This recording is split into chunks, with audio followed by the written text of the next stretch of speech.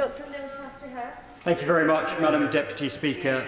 And may I start by congratulating my right honourable friend, the member for Chingford and Woodford Green, on securing this important debate, but also salute him for the incredible work he has done in leading on this issue.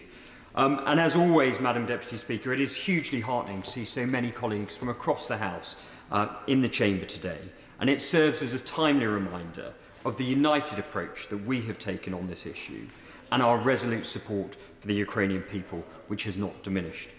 In my own constituency, we have welcomed many Ukrainian families, and I am always touched and moved by their stories of resilience in the face of greatest hardship. Now, many have spoken before me, Madam Deputy Speaker, not just in this debate, but through the course of the week, on the importance of the announcement, the welcome announcement by government in terms of increased defence spending, and the need for our allies also to step up to the game. Madam Deputy Speaker, I don't intend to repeat those arguments today, but I will add that it is not us alone who determines our defence spending. It is our enemies, but it is also our allies.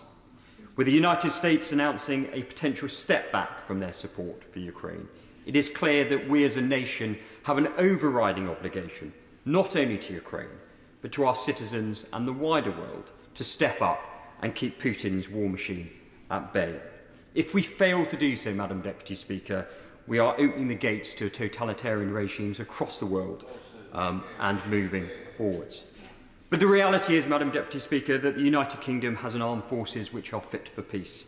But over the last 8 months or so, we've entered a much more dangerous arena, and we need to be ready for any outcome.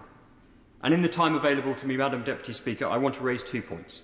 Firstly, reiterating the point from my right honourable friend in terms of the increasingly pressing need to release and commit the release of those £300 billion in frozen Russian assets in order to aid the Ukrainian government in the rebuild of their country. But the second point, and it picks up from the comments of my right honourable friend in his opening remarks, about what we must learn from this conflict and what we can learn as an armed forces in this country. Because what we have seen from the heroic efforts of the Ukrainian military, many making the ultimate sacrifice in the defence of the sovereignty of their country, is that we, as an armed forces, as I say, can learn from this. What the war has shown is that there is a clear shift in the nature of warfare, Madam Deputy Speaker, and the nature of each serving personnel's working realities. War is now a much more hybrid state, fought along traditional land, maritime and sea realms, but also back in bases in remote locations. And yet, we still follow traditional medical guidelines on who can serve and who does not have the opportunity to do so. And this is where I feel, Madam Deputy Speaker, we can learn from Ukraine, who very early on in the conflict amended and adjusted many of the medical requirements for their serving personnel.